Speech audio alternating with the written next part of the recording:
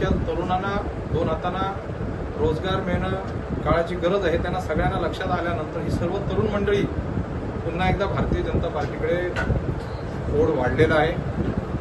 प्रतीकजी बांदेकर यांच्या समवेत असंख्य कार्यकर्त्यांनी प्रवेश केला आहे. ते आपल्या वॉर्डमध्ये म्हणा किंवा आपल्या एरियामध्ये खूप चांगलं कार्य करतात. असंख्य लोकांना त्यांनी आजपर्यंत खूप मदत केलेली आहे.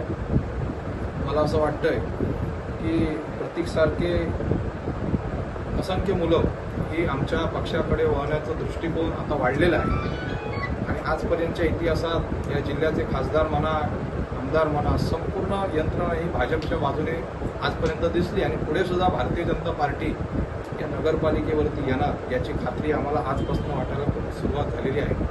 कारण पुढील काही दिवसात खूप चांगले चांगले चेहरे भारतीय जनता पार्टीमध्ये येण्याची चिन्ह आहेत.